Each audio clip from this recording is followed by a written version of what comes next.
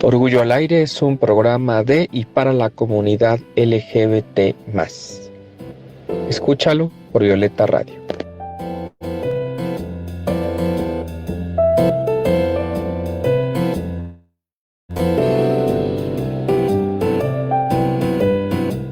Escucha Orgullo al Aire todos los domingos al mediodía por Violeta Radio.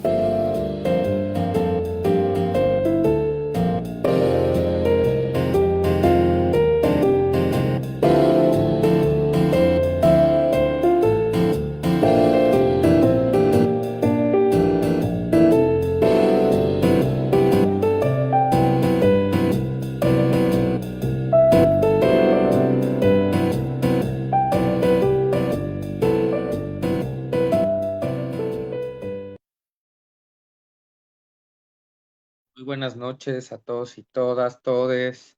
Son pasaditas las 8:30 de la noche. Creo que ahora sí es lo más cerca que hemos estado de las 8:30 de la noche, Amanda, y es hora de sacar nuestro orgullo al aire. Como todos los lunes, me acompaña Amanda Monter y el equipo de Violeta Radio, a quien les agradecemos siempre su apoyo técnico.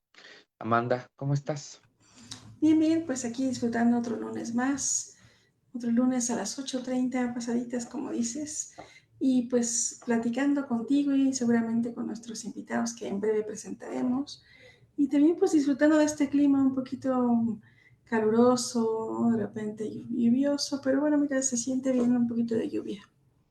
Sí, de repente el fresquito nos ayuda, aunque yo hay días que tengo calor, luego tengo frío, luego tengo calor, y entonces estamos así como en la contradicción permanente del clima, pero bueno, es parte de vivir en esta ciudad, que además es cada vez más invivible, pero bueno, intentamos estar con buen ánimo. Fíjate que, bueno, ha sido una semana interesante porque se acerca el mes de junio, ya se empiezan a aparecer muchos arcoíris por todas partes, empieza a haber preparación de eventos, yo estoy preparando algunos por ahí, yo sé que tú también estás preparando algunos otros, esperemos muy pronto darles algunas noticias. Y también nos acercamos al final de esta cuarta temporada de Orgullo al Aire. Si conocen a alguien que quieran que venga o ustedes quieren participar, aquí tienen algo que compartir con nosotros, pues escríbanos a las redes sociales de Orgullo al Aire o de Violeta Radio y con muchísimo gusto platicaremos con ustedes, así como el día de hoy vamos a platicar con dos chicos muy talentosos, personas de teatro que sin duda yo creo vamos a tener una charla muy amena. ¿Cómo ves, Amanda? ¿Nos presentas quiénes son? Claro que sí, tenemos hoy dos invitados, como siempre, especiales, ya saben, y estamos de manteles largos y seguramente nos vamos a pasar súper bien. Voy a comenzar presentando a Roberto Carlos de Jesús Rentería, que es licenciado en actuación por el IMBAL, investigador, profesor y artista escénico. Actualmente es maestrante en ciencias y artes para el diseño de área de conservación del patrimonio cultural. También es profesor de producción audiovisual e ilustración, pero su trabajo se centra en la intersección entre arte, memoria y diversidad sexogenérica, con un enfoque en la documentación y preservación de narrativas queer en el teatro contemporáneo. También quiero presentarles a Humberto Trejo, que es egresado de la licenciatura en Literatura, Dramática y Teatro. Tiene un diplomado en guión cinematográfico y la especialidad en literatura mexicana por la UAM. Cursa la maestría en estudios de género y se ha desempeñado como director, dramaturgo, productor y actor de teatro en más de 15 proyectos. Bienvenidos Roberto Carlos y Humberto Trejo, ¿cómo están? Buenas noches. Hola, buenas noches, súper bien. Muy feliz de estar aquí acompañándolos. Muchas gracias Amanda y Rogelio por la invitación y qué gusto compartir espacio con Roberto. Bueno, pues un gusto recibirlos en este espacio de Orgullo al Aire, donde, bueno, intentamos conocer personas que están haciendo esfuerzos por construir espacios para la comunidad LGBT, ya sea para la defensa de sus derechos, para visibilizar, para escuchar una voz que no siempre se ha escuchado. Y por eso quisiera, bueno, que nos empezaran a contar un poco más de su trabajo, que como Amanda ya nos dijo, pues es amplio, tienen una trayectoria en muchos aspectos artísticos, aunque también académicos. Y bueno, empezaría con Roberto para preguntarle, bueno, un poco más sobre su trabajo, pero sobre todo, cómo esto ha involucrado a la comunidad LGBTQ y más, y desde dónde ha planteado esta presencia. Ok, pues mira, yo inicié esta investigación de maestría que trata sobre la documentación específicamente de dos obras de teatro LGBT, tratando, o más bien viniendo desde mi trabajo como actor, ¿no? Desde el reconocimiento de que yo soy una persona homosexual que pues atravesó todo el proceso de educación en el IMBA, ¿no? En un proceso en donde pues institucionalmente realmente no tuve ningún tipo de acercamiento pues real en una materia al género, ¿no? Tal vez un poco de acercamiento al teatro cabaret, al teatro político, ¿no? En donde tuve una materia optativa en donde pude un poco esbozar pues estas inquietudes y luego empecé a dar funciones en una compañía de teatro que da funciones en las periferias de la Ciudad de México y llevamos una obra que habla justo de sexualidad, de la salida del closet, de la no violencia en las relaciones. Y entonces, como que ese fue el germen.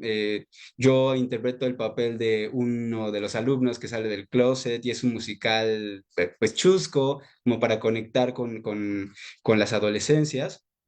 Eh, y pues muchas niñas se han acercado a mí a darme cartas y a decirme como pues en la secundaria, que es un lugar a veces muy hostil, es muy importante tener estas referencias, ¿no? Tener esta visibilidad de lo que pasa con tu cuerpo, de lo que pasa con tu identidad de género, que lo que pasa con pues con tu deseo es normal, ¿no? Y es una cosa pues cotidiana y que está bien y que está bien pues poderlo expresar y poder ser visible. Entonces a partir de ahí nace como esa inquietud y también ese despertar de saber que el teatro es una herramienta poderosa, ¿no? Que el teatro es una herramienta que realmente puede llegar a las comunidades y que realmente puede llegar a las personas también individualmente.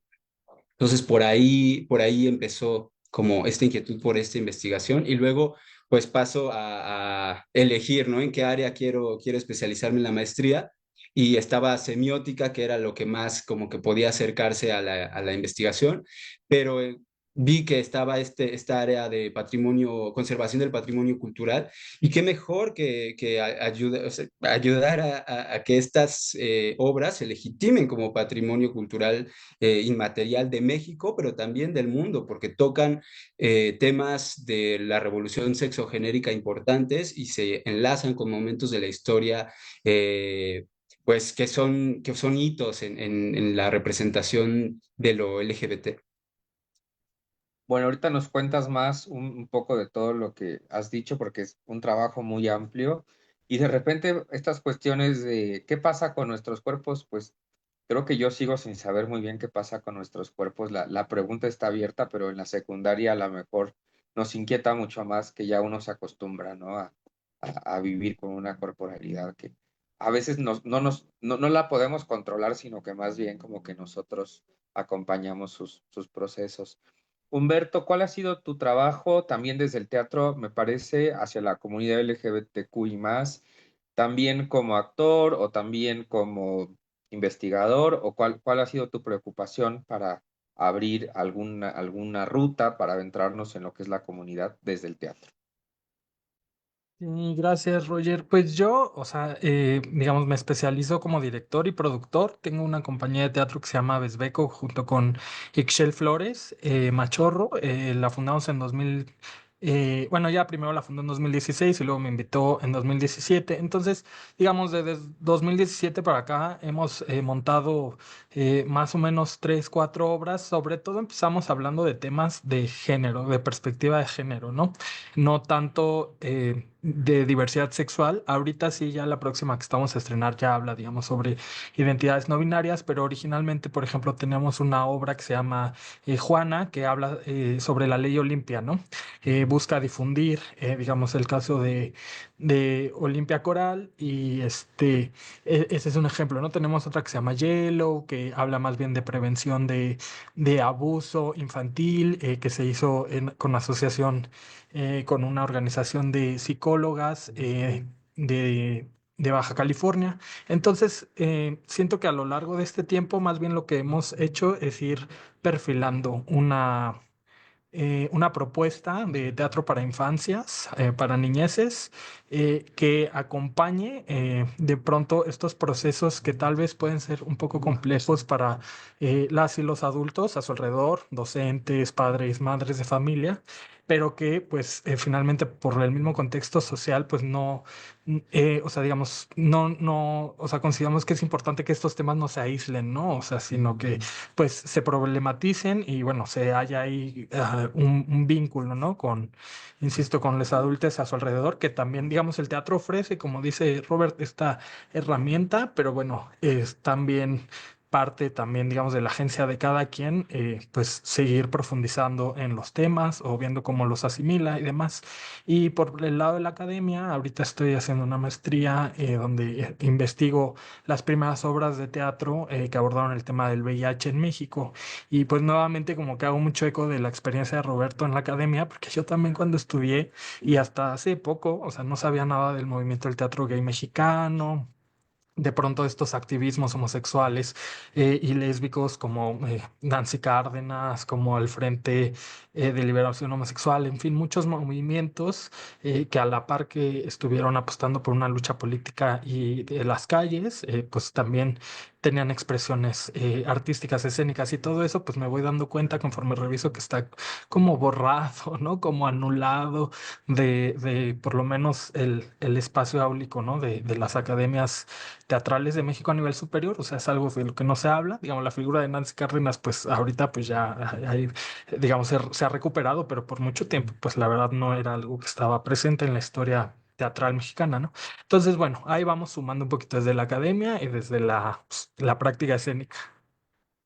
Nancy Cárdenas, qué nombre tan importante, Amanda, en nuestra cultura mexicana de apertura hacia la diversidad sexual.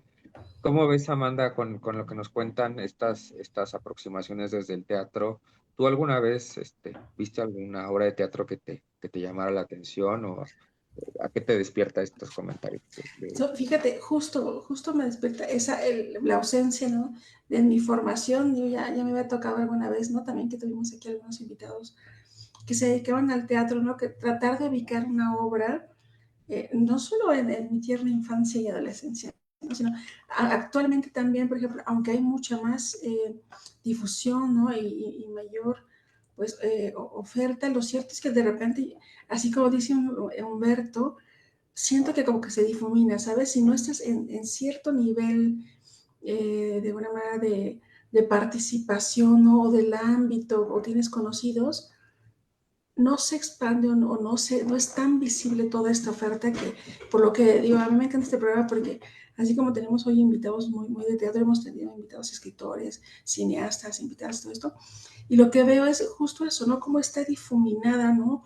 O por lo menos eh, de repente, ¿no? Borrosa o no tan integrada, ¿no? Toda la oferta cultural, académica, científica que hay sobre estos temas. Entonces, si lo pienso ahora imagínate, ¿no? Cuando yo estudiaba y todo esto, difícilmente la verdad es que yo logro recordar una obra de teatro así, ¿no? Que te dijeran la tienes que ver o que la vieras anunciada o que escucharas comentarios.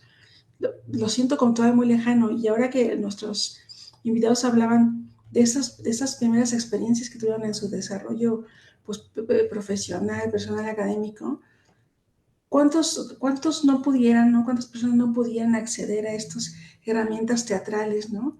Sin tener que llegar a ser claramente, pues no sé, porque mucha gente lo ve como insidioso, ¿no? Hablar de la sexualidad, de estos despertares, de una manera muy lúdica, didáctica, ¿no? Científica incluso.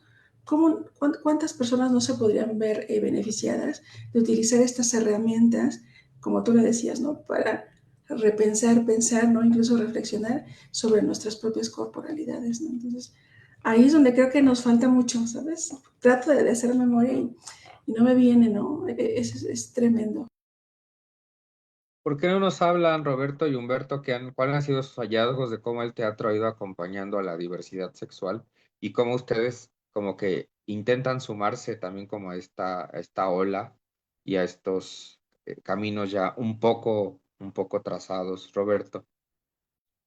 Ok, pues yo creo que sí, el teatro es una herramienta muy política, o sea, es una herramienta que conecta en momento presente con un público pues diverso, pero que pues atiende a un punto geográfico, una comunidad como muy específica, ¿no? Entonces, a veces también pues la falta de promoción o la falta de pues no sé, de interés también institucional por comunicar los espectáculos, pues afecta mucho pues, la asistencia al teatro. ¿No? Por otro lado, sí es cierto que en el teatro, justo las obras que yo estoy investigando son Los Chicos de la Banda, que es una obra de finales de los 60, ya casi inicios de los 70, que en México se presenta en el 74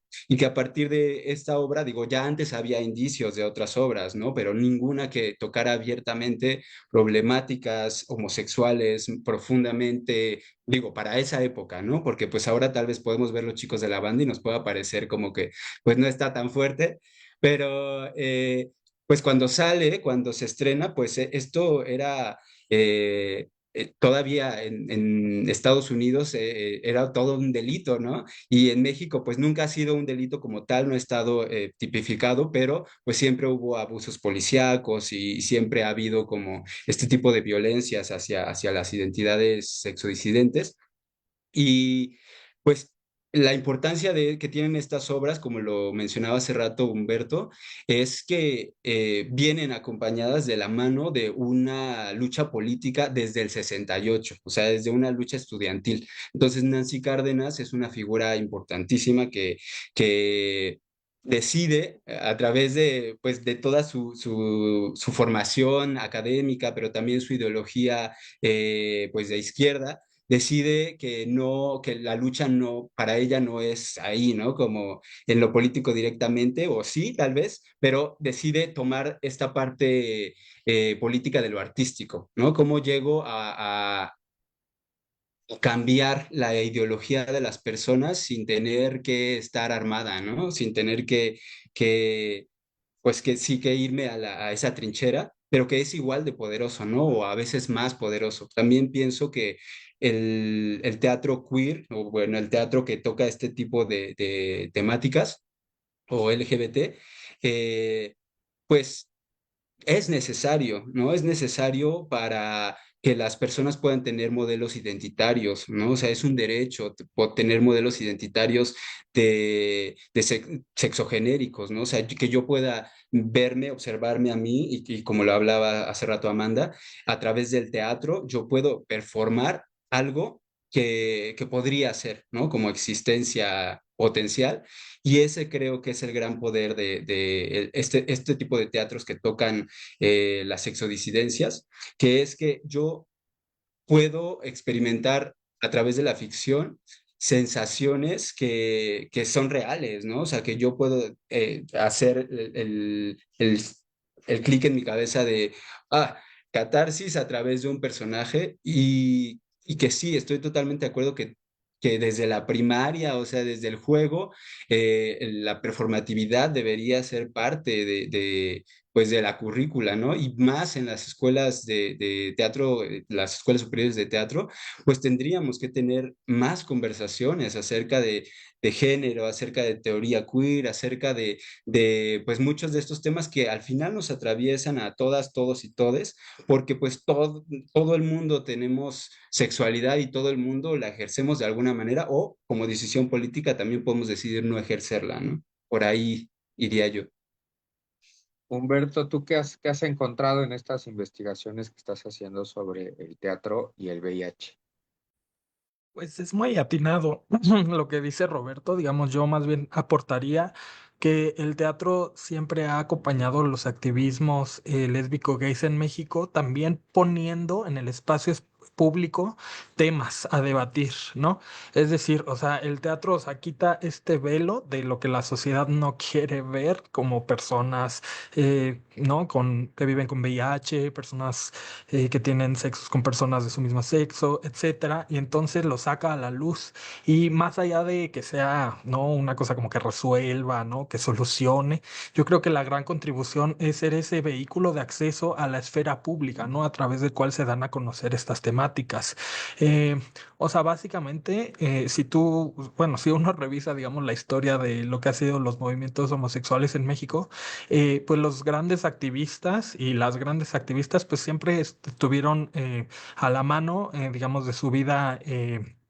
Política, la parte creativa, ¿no? O sea, Nancy Cárdenas, Juan Jacobo Hernández, Javier Lizárraga, Antonio Alcaraz, José Antonio Alcaraz, o sea, siempre hubo esta idea al principio de tener un teatro de nicho que pues imaginaba o que les permitía crear, ¿no? Construir el mundo en el que ellos pues querían vivir, ¿no? Recordemos que hay quienes dicen que el teatro es laboratorio, digamos, de lo que es posible imaginar. Y al principio era un teatro de nicho, digamos, que poco a poco fue también colaborando con el Estado, es decir, no siempre tuvo al principio sí, ¿no? Había una relación, digamos, obviamente armónica, ¿no? En los 70s y 80s, al principio de los 80s, digamos, con el Estado, la represión policíaca, las extorsiones, en fin, el autoritarismo. Pero yo lo que he encontrado con el VIH es que en ese momento el Estado necesita de estos artistas para que lleven, digamos, un teatro didáctico que difunda, pues, digamos, mensajes de prevención sobre el VIH, uso de condón, estadísticas. Entonces, por ejemplo, la primera obra que, pues, dice la literatura, ¿no? Representó el tema del VIH en México es Así es la vida de Nancy Cárdenas en 1988. Y ella lo hizo en un teatro del IMSS, ¿no? En el Julio Prieto, en el marco, digamos, de la institución, ¿no? Digamos, desde el punto de vista del Estado, fue una de las muchas otras actividades que se hicieron en ese año, como seminarios médicos, coloquios, etcétera, para difundir este tema, ¿no? La creación de Conacida, Telsida, etcétera. Pero eso, digamos, como que suena muy pasado, ¿no? Pero yo recuerdo también un caso más reciente que fue la aprobación del matrimonio igualitario en la Ciudad de México en 2009, que eso fue en noviembre, ¿no? Del 2009 y un par de meses antes. eh, Se estrenó una obra que se llama Príncipe y Príncipe, escrita por Perla Schumacher, que ahí no necesariamente eran activistas, o sea, yo he investigado y no eran activistas, pues, o sea, era sociedad civil, ahí sí podemos hablar de sociedad civil que apoyaba esta causa, que por muchos años, décadas, fue como la causa o el principal objetivo de los movimientos homosexuales en México, ¿no? El matrimonio igualitario. Entonces, pues ahí, digamos, ahí no veo necesariamente una condición de causa-efecto, simplemente de acompañamiento. Digo, el simplemente, pues no es tan simple, es bastante complejo también ver cómo el teatro también ha permitido a gente que no necesariamente se asume o se identifica, pues, como parte de la comunidad LGBT, pero digamos, les ha permitido posicionarse a favor de, ¿no? Sus derechos. Entonces, eso también me parece muy interesante del teatro, ¿no? O sea, que es algo que convoca, o sea, y provoca, ¿no? Ujú. Bueno, súper interesante. Ahorita estamos casi a punto de irnos a la cápsula, pero yo sí quisiera dejar algunas preguntas y a ver si da tiempo de decir algo, pero yo creo que más bien lo dejaremos para regresando al bloque. Pero bueno, ¿qué tanto el teatro todavía ahorita tiene un papel en estos temas cuando la televisión, las series de televisión, es donde vemos como el principal agente didáctico, ideológico, hasta maleducador de las personas? Y también que vivimos en una sociedad muy conservadora, o sea, uno intentaría llevar una obra LGBT a una secundaria y se te echan encima la Asociación de Padres de Familia, las maestras, o sea, hay una serie de restricciones, pero claro que el teatro tiene esta posibilidad. Y yo recordé algunas obras de teatro LGBT que me han gustado mucho, pero que lamentablemente las vi hasta que ya era bastante mayor de edad y me hubiera encantado verlas cuando era más joven para justamente tener referentes. Pienso en Percusiones, que apenas la vi el año pasado en, ahí en el teatro que está ahí. No me acuerdo cómo se llama el teatro, ahorita me dicen cómo se llama En el la teatro. capilla, ¿no? No, no en la... Bueno, estuvo en la capilla, pero yo la vi antes en el teatro que está en Santa María la Ribera del Sistema de Metros de la Ciudad de México.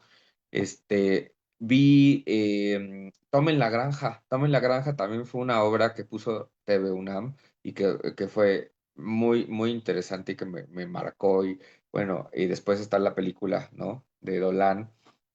Y recientemente vi en Teatro UNAM Puerto Deseo y me dolió el corazón porque justamente habla de una,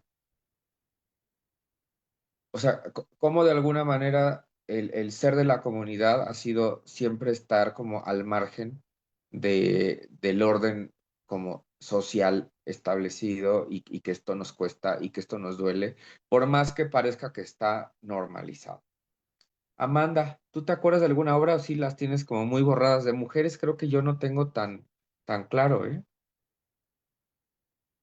Es lo que te digo, justo es el punto desde aquella vez, ¿no? Que a mí me quedé en shock, tratando así como, así pues, de recordar y no, y si no son por estos, pues estas pequeñas, de alguna manera, chispazos que de repente de UNAM, ¿no? O el otro tipo de estos, pues teatros de alguna manera más independientes promueven, creo que no logra pues difundirse de una manera exponencial esto. Entonces yo sí lo tengo perdido, fíjate. Terriblemente perdido, debo decirlo. Pues ahorita que regresemos de la cápsula, que nos cuenten Roberto y Humberto, qué otras obras los han marcado, si ellos han visto otras obras y sobre todo si hay obras que abarquen más que los hombres homosexuales, que además siempre nos han dicho que acaparamos el discurso y los reflectores. Pero bueno, es hora de escuchar la cápsula de nuestro querido Antonio Pulido, que como todos los lunes está ya aquí con nosotros y regresamos después de la cápsula con nuestros invitados. Gracias, Rogelio. Soy Antonio Polido. Están sintonizando Orgullo al Aire a través de la estación Violeta. Son las 9 de la noche, las 9 en punto de tu cápsula informativa LGBTIQ+, pero antes de darles información de lo que les tengo preparado el día de hoy, pues quiero felicitar a todos los comunicólogos, comunicólogas que pertenecen a la comunidad LGBTIQ+. De verdad, un fuerte aplauso y pues un abrazo también, ¿no? Por la labor periodística, comunicóloga que hacen todos los días en el país y pues en el resto del mundo. Pues el día de hoy les vengo a platicar acerca del 17 de mayo porque sabemos que este sábado se va a llevar a cabo el Día Internacional contra la homofobia, transfobia y la bifobia. Recordemos que la homofobia pues es un miedo, rechazo, prejuicio o discriminación hacia las personas homosexuales e integrantes de la comunidad LGBTIQ+. La homofobia se puede clasificar, Rogelio, como la intolerancia para aquellas personas que son atraídas por el mismo sexo, mientras que la transfobia es el rechazo de las personas atraídas por el mismo sexo y la bifobia es el desgrado de las personas por ambos sexos.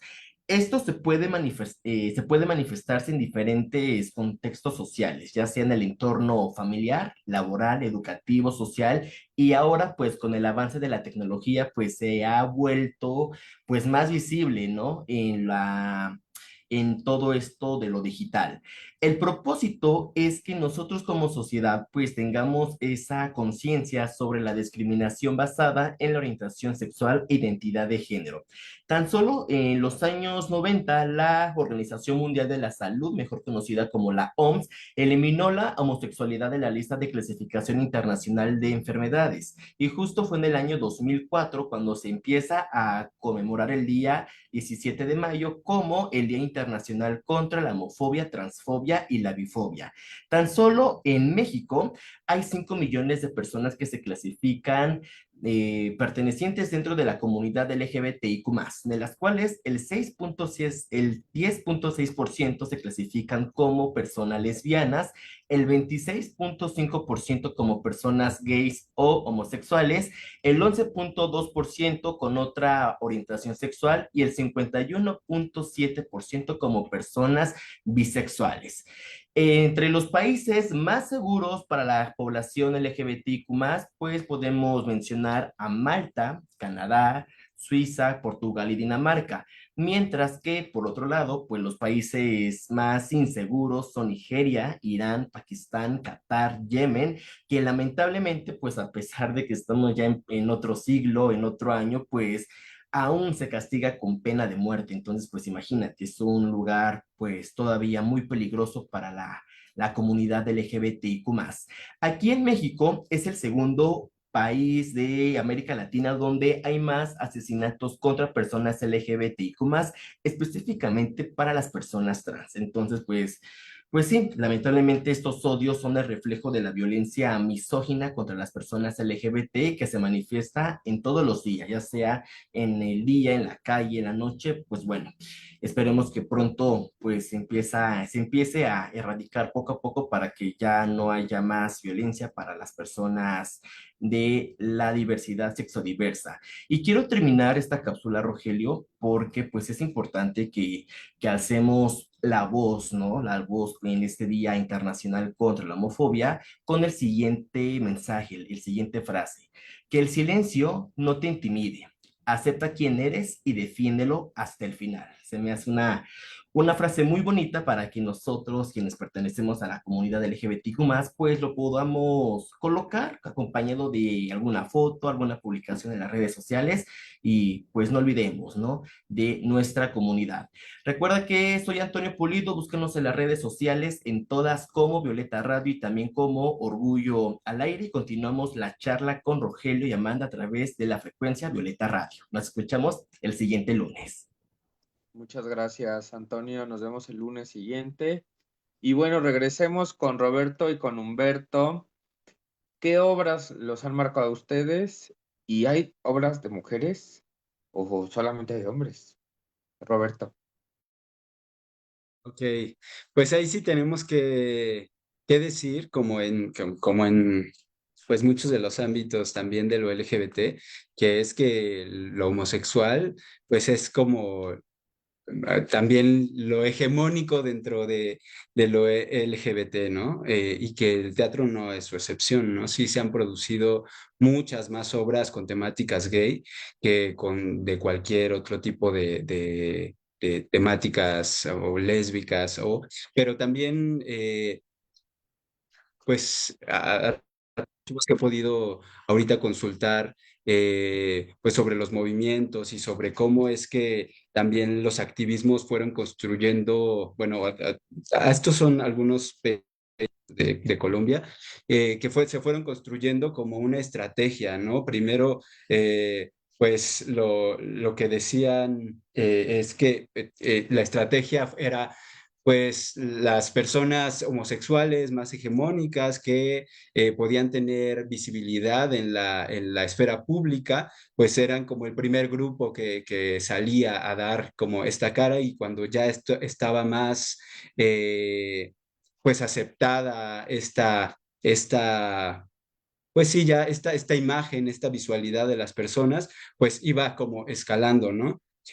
Una de las obras que también estoy investigando y que creo que todavía la pueden ver, todavía está como funciones sueltas en cartelera en la Ciudad de México, es La Pretty Woman, que es una obra que habla sobre las identidades femeninas transgénero y pues es una denuncia, ¿no? A través del teatro cabaret, César Enríquez hace un unipersonal de teatro cabaret y habla de un montón de temas sobre cómo se vive siendo una persona transgénero en México. Entonces, esta obra a mí me ha movido mucho, pero creo que en general ha sido una obra que es muy importante para la comunidad, porque justo esta obra se estrena en 2016, que pues está muy cerca la, de la desmedicalización de las identidades transgénero. Y pues esta obra habla de muchas cosas, ¿no? Desde la discriminación por raza, pues, la discriminación por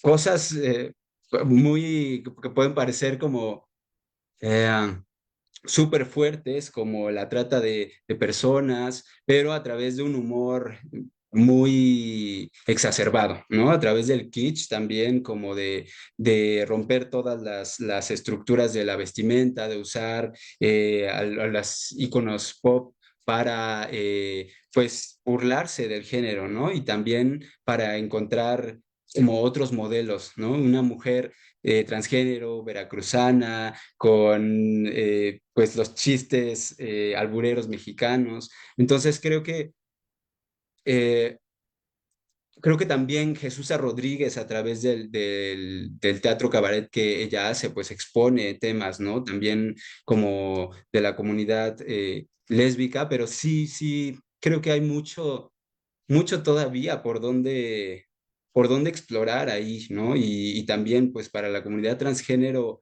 masculina, pues ahí sí no estoy realmente enterado hasta ahora de producciones que haya ahí. O sea, sí conozco actores que están trabajando, que son actores masculinos transgénero, pero no obras específicas. Yo no sé si Humberto conozca alguna específica.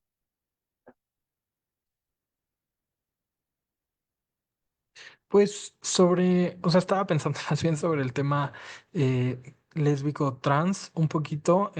Hubo una obra hace como 2 años, yo ayudé ahí coachando la dramaturgia que se llamaba Principito Away, que básicamente la historia es que es una niña que quiere ser el principito, ¿no? Es una niña que se ve al espejo y desea ser como el principito y, digamos, se enamora de una compañera de su escuela de secundaria, obviamente, pues también aborda el rechazo y cómo ella pues se fuga, ¿no? En este mundo imaginario que ofrece pues el universo del Principito a cumplir sus anhelos y la actuaba, era un unipersonal de Valeria Vera que estuvo nominada a los Metro y la dirigió José San Pedro, estuvo ahí un rato en el Foro Shakespeare y ahí en la teatrería y también estoy pensando, o sea, lo interesante es que siento que conforme va avanzando, digamos, la discusión pública de estos temas, también el teatro, pues va también como en capas, uniéndose, ¿no? Causando esta discusión. O sea, yo recuerdo también en su momento, ¿no? Beautiful Julia, hace también que será unos 5 años, ¿no? Que también hablaba de juventudes trans, ¿no? Desde un lugar muy diferente al de Cés Enrique, que ahorita nos acabas de decir, ¿no? Un poquito más popular y todo, ¿no? Aquí hablaba como de un contexto escolar, de bullying.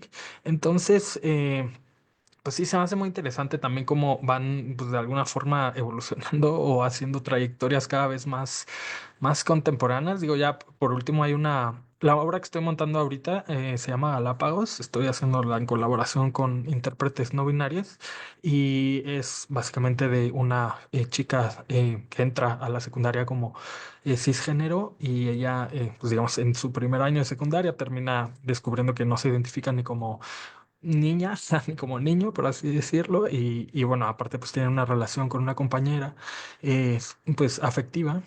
Y pero esta obra la comento de ejemplo porque la escribió una dramaturga no binaria en prepa, o sea, cuando iba en prepa, de un CEDART que por X Y Z llegó a mí. O sea, la escribió muy joven, muy joven. Entonces también siento que, digamos, yo diría que de pronto pues siempre es como un lugar común decir, híjole, ¿no? Esta obra, pero faltan estas otras cosas. Entonces yo más bien pues aprovecharía el medio para invitar a todas las personas que tengan un anhelo, un deseo de sentirse o querer sentirse representadas, representades, pues de escribir. De pronto muchas veces hay esta distancia, ¿no? Hacia el arte, pensando en que no, se tiene que ser un artista o estudiar o ser consagrado para poder crear y no, o sea, yo creo que también todas y todos tenemos derecho a la representación, al escenario. Entonces, pues no sé, invitaría también a soltar un poquito la pluma, a ver de qué manera se puede también pues hacer vínculos generacionales, ¿no? Que hace mucha falta en el teatro, ¿no? O sea, o sea, como jalar la mano, ¿no? También, o sea, a quienes ahorita pues nos están empezando, están creando, pero bueno, tal vez no han encontrado los medios para darle difusión a sus trabajos. Y bueno, y tanto generacionalmente como con gente que no necesariamente sea de teatro, o sea, porque pues también yo siento que lo padre de estos proyectos, digamos, como más independientes, más autogestivos, pues es que son como muy de entraña, ¿no? O sea, digamos, a diferencia de los discursos hegemónicos que vemos pues en Netflix y que las películas y lo que nos importan, ¿no? Así literalmente, pues aquí pues son vivencias mucho más cercanas, digamos, igualmente válidas que si a ti te gusta una película de Javier Dolan o sea, está bien, o sea, el universo de las emociones, pues ahí sí, está súper chido, pero, o sea, tiene que ver también con esta necesidad de expresión, ¿no? Que yo creo que es válida para todas las personas. Entonces, digamos, como que hacia allá apuntaría, ¿no? Esta discusión sobre hay de todo y va a seguir habiendo cada vez más temáticas sobre diversidad sexual en el teatro, pero también está padre sumarse creativamente a ese proceso que pues finalmente la historia del teatro pues todas y todos la estamos construyendo todo el tiempo, ¿no? Con pagar un boleto, con leer, o sea, con sentirte parte de, ¿no? Amanda, anímate a escribir, que veamos pronto tu historia en el teatro. Sí, fíjate, ya que no soy buena actriz seguramente, ¿no? Pero pues sí, es padre, ¿no? Esto que nos decía Humberto de esta experiencia creo que es una alumna, ¿no? Que escribe, imagínate su guión, ¿no? Y lo representa, eso me parece padrísimo, porque seguramente va a poder ser, o fue, una experiencia muy fácil de compartir a las personas de su edad, ¿no? Y que están en este tránsito. Entonces es padre porque claro, lo escribe desde ese nivel, para ese nivel, y entonces como que logra esa comunicación padrísima, ¿no? Y claro, para ellas y ellos, ¿no? Y también para los que los vemos de fuera, ¿no? Porque logras entender qué está pasando con las adolescencias, con las juventudes, ¿no? Cómo se está viviendo, claro, porque nosotros ya como sea enfermos o deformados, ya pasamos eso, ¿no? Sin que eso no implique que no nos cuestionemos o sigamos pensando cómo están viviendo pues estas inquietudes, estas reflexiones, ¿no? Todas las personas, pues las generaciones previas y seguramente también las que ya están, ¿no? en el mercado desde hace un rato más, porque yo creo que puede ser, fíjate, ahora que decían el teatro como una herramienta política y también como una herramienta para educar, pero en el sitio, claro, no adoctrinado, ¿no? Sino reflexionemos sobre lo que está pasando. Me parece súper importante y creo que nos ha faltado mucho explorarlo por ahí, fíjate, ¿no? Creo que tenemos, claro, más a la mano lo mediático, la televisión, tú decías las series de Netflix, ¿no? Pero también es súper padre acudir y ver esa experiencia, ¿no? Tener como el teatro inmersivo, así, ¿no? 360, ¿qué está pasando con esos personajes, ¿no? Yo siempre que voy al teatro digo, pasan tantas cosas que luego no sé ni dónde poner atención, pero creo que eso es parte de cómo vives, ¿no? La realidad. Entonces, creo que por ahí nos falta un proyecto interesante, Rogelio, ¿no? No sé, siento que tendríamos que conectar estas cuestiones de la educación al teatro, ¿no? Darle como un poncho adicional, porque también es esa forma en que de inmediato reaccionas y lo puedes compartir con el público y con los actores y actrices en escena, ¿no? Sí, fíjate que eso es algo interesante, a ver si nos cuentan Roberto y Humberto, ¿cuál es la recepción del público de estos temas? Porque como decíamos, vivimos en una sociedad muy conservadora. Fui con mi mamá a ver Percusiones y entonces hay una escena donde es el último vagón y está un poquito subidito de tono la narración para, bueno, quien pues no está muy al tanto de ciertas temáticas. Y yo volteé a ver a mi mamá así como, me va a regañar después por haberla traído a ver esta obra, pero no, mi mamá le gustó, lo disfrutó. Y creo que eso es importante también, como las reacciones del público, pero no siempre yo creo son positivas. Roberto, ¿cuál ha sido tu experiencia en la recepción de este tipo de teatro?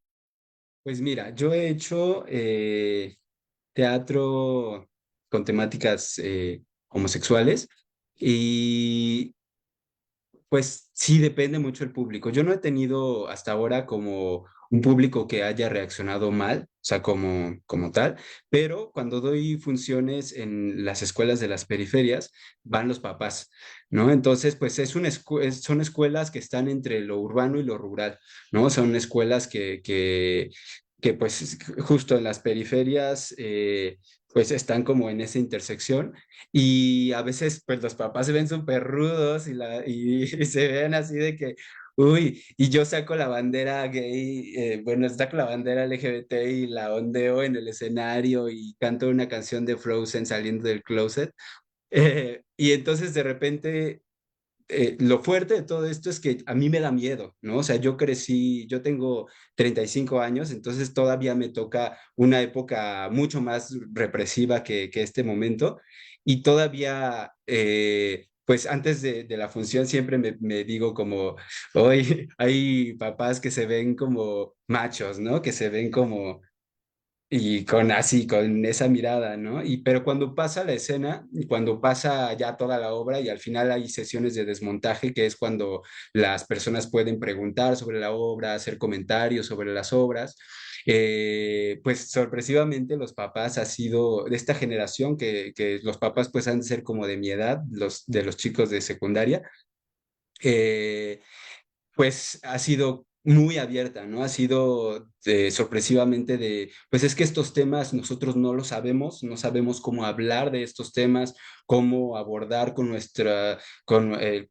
hijas, nuestros hijos estos temas y qué bueno que se pueda abrir a través del teatro, ¿no? Y a través de la comedia, que puede ser mucho más ligero a veces que tocar un megadramón o un melodrama y en donde haces como de algo que puede ser muy natural, algo fuertísimo, ¿no? Como las obras que veíamos antes, ¿no? También ese es algo importante de la evolución de las temáticas queer, ¿no? Cómo es que han ido evolucionando con el tiempo y cómo es que han pasado de ser súper melodramas o dramas o cuestiones terribles que les pasan a las personas LGBT a tener ya diversificación, ¿no? Ramificaciones a muchos temas, ¿no? A muchos tipos de vivencias, hasta lo hermoso, a lo más terrible, ¿no?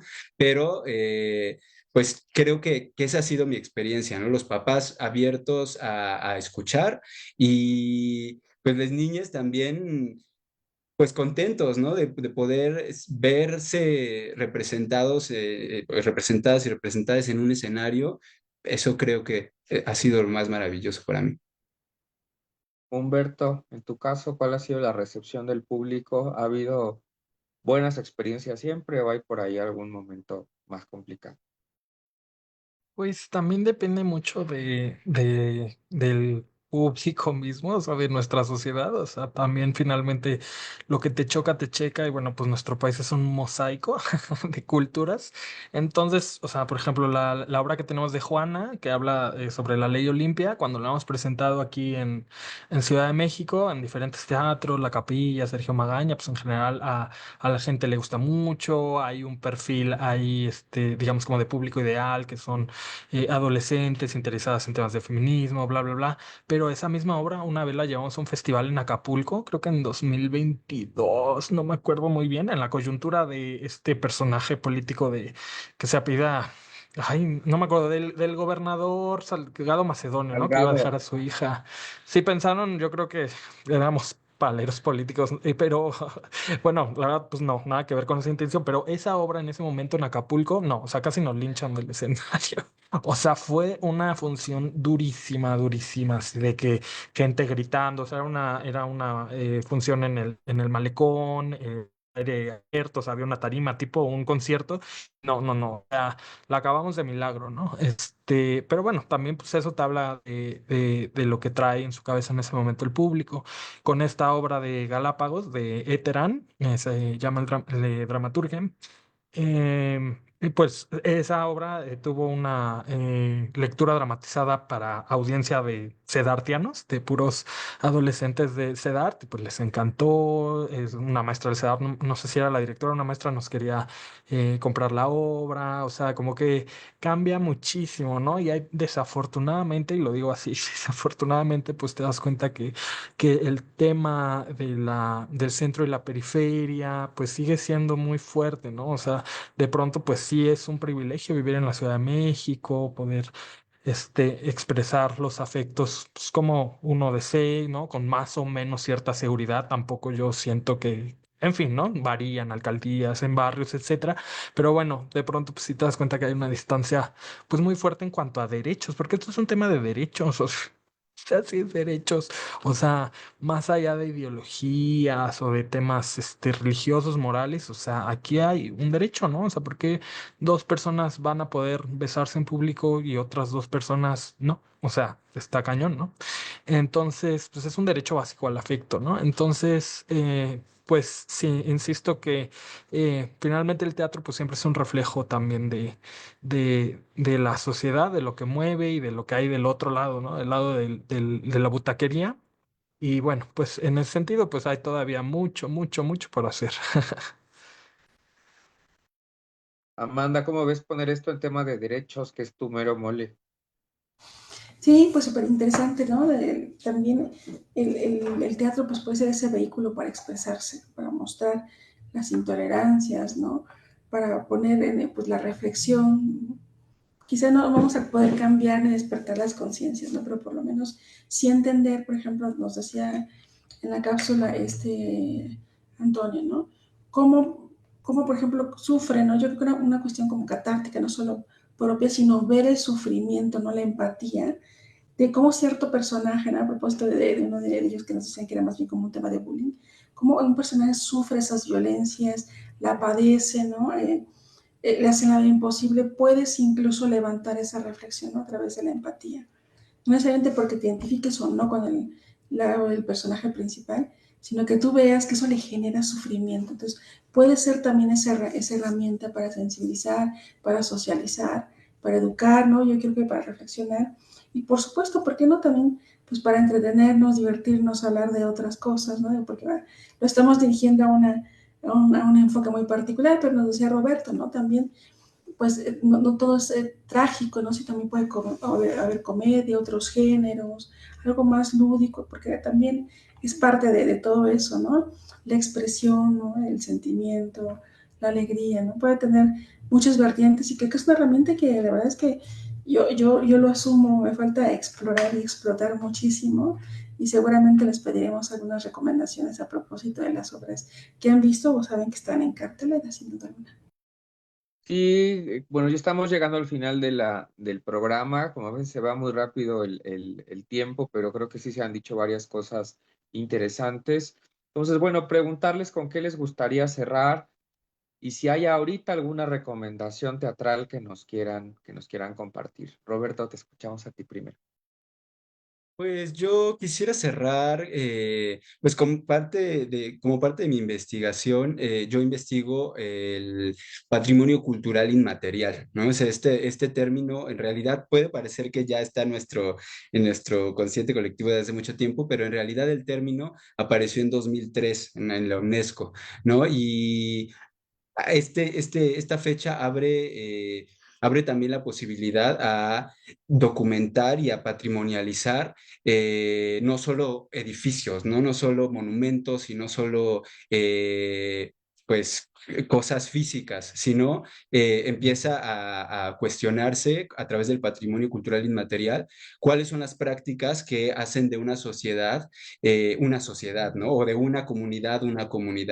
Entonces, mi investigación específicamente sobre el teatro, sobre el patrimonio ha sido, o bueno, los hallazgos que he tenido hasta ahora, pues apuntan hacia una invisibilización, ¿no? Una invisibilización de las identidades que se ha hecho, pues, históricamente, y que hay muchos personajes que han sido LGBT y que les han sido borradas sus identidades y que yo creo que a través de cuestionar el patrimonio oficial, o sea, de decir, oye, ¿qué estás patrimonializando y por qué todo lo que estás patrimonializando tiene un origen o europeo o estadounidense, o incluso si es mexicano, tiene que ser colonialista, ¿no? Entonces, cuestionarnos acerca de cuál es lo que estamos patrimonializando y cuáles son las cosas que realmente a nuestra comunidad o las prácticas que realmente a nuestra comunidad LGBT le importan, le interesan, ¿no? Una de ellas para mí sería este tipo de teatro que nos habla de movimientos, que nos habla de resistencias, que nos habla de afectos, que nos habla de corporalidades disidentes y que es político, ¿no? O sea que también en lo privado está lo político y en las corporalidades también está lo político. Y también hay un libro muy bueno que es de Museo Q de Bogotá, y lo pueden buscar por ahí, se llama Devenir Queer, y es una compilación museográfica sobre cuáles son los patrimonios de lo queer, ¿no? Pues es muy interesante ver que lo patrimonial intangible de lo queer, pues es las comunidades, ¿no? Cómo es que se transmiten los saberes entre las personas transgénero, o cómo se hacen las casas para los bods y cómo esto funciona pues como una comunidad, ¿no? Entonces, todas estas acciones que generan comunidades, pues eh, pues están disponibles para analizarlas como patrimoniables, ¿no? Y pues que este es el momento en que se está abriendo la posibilidad de hacer este tipo de estudios, pues de hace apenas algunos años. Entonces también pues invitar a las personas que les interese la investigación y que sean artistas, pues que no les dé miedo tampoco aventarse a la investigación y aventarse pues a escribir. No ficción, porque también creo que desde esta trinchera de la investigación se puede lograr mucho para la comunidad, ¿no? Y ese sería todo. Muchas gracias, Roberto. Ya en lo que lo dijiste, ya lo bajé aquí, lo vamos a leer con mucho cuidado este libro. Y bueno, esperemos que pronto volvamos a tenerte aquí de invitado para seguir dialogando. Y vamos con Humberto, ¿con qué quisiera cerrar, Humberto? Ay, muchas gracias. Has dado súper rica la plática. Estaba un poquito nervioso, pero bueno, ahí les van tres recomendaciones. Una es, pues, mi compañía, y les paso las redes de mi compañía que se llama Besbeco, que quiere decir lobo en zapoteca, que tengo junto con Ixchel Flores. Ahí publicamos cuándo van a estar estas obras, pues, de las que he estado hablando. También otro espacio que yo creo que está chido, está muy chido, es el Centro Cultural El Hormiguero, que es un teatro que está sobre Gabriel Mancera, casi esquina con Félix Cuevas, por Metro Zapata. Ahí yo he colaborado y es un teatro gay friendly, que es, digamos, como un concepto poco común a pesar, digamos, de la diversidad. Sexual que hay de pronto en las artes, pero bueno, es un espacio que siempre está generando festivales, en pro, digamos, de las disidencias sexuales, o está como muy preocupado en programar siempre temáticas, obras con temática LGBT o incluso convocatorias, ¿no? Textos, o sea, para gente con o sin trayectoria artística, ¿no? O sea, apoya mucho las causas y la verdad el equipo es muy solidario, es muy chido. Y mi última recomendación es un libro que se llama Lesbianas de este Valle, que es la poesía reunida de Nancy Cárdenas. Lo pueden descargar gratis, gratis, gratis. El PDF en la página del Colmex está editado por la maestra Elena Madrigal y pues es toda la poesía reunida de Nancy Cárdenas, pues ya pues frecuentemente aparece el tropo, digamos, de sáfico, ¿no? Pero bueno, habla de muchas otras cosas, son pues muchos textos, digo, muchos de esos poemas no se publicaron hasta este momento, hasta el libro, y pues el prólogo es muy generoso, muy provechoso, porque pues trae toda esta trayectoria y biografía de Nancy desde su lado como activista, como artista, entonces es un resumen súper sintético y súper complejo, digamos, del movimiento LGBT en México, y bueno, próximamente, yo sé que está maestra está trabajando para más adelante publicar las obras, ¿no? Inéditas de Nancy, donde pues aparece mucho el tema lésbico, Claudine, etcétera, y sexualidades.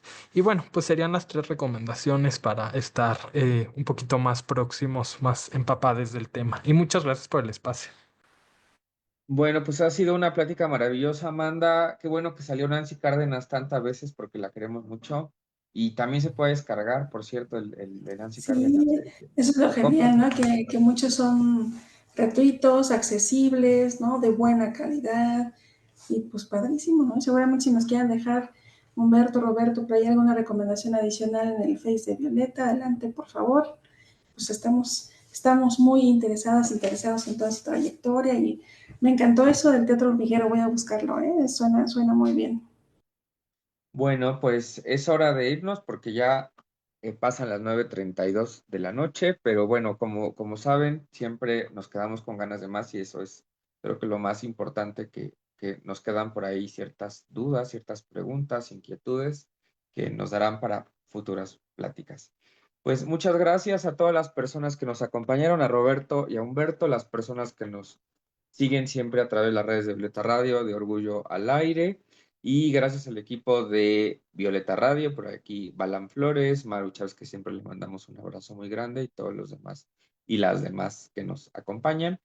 Y nos vemos en una próxima emisión, el próximo lunes, de Orgullo al Aire, como siempre, pasaditas las 8:30 de la noche. Muy buenas noches a todos y todas.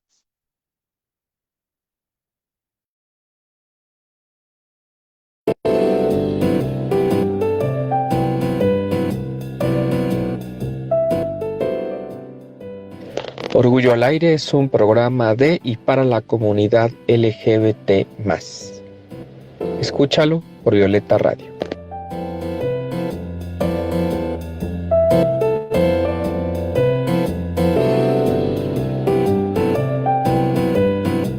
Escucha Orgullo al Aire todos los domingos al mediodía por Violeta Radio.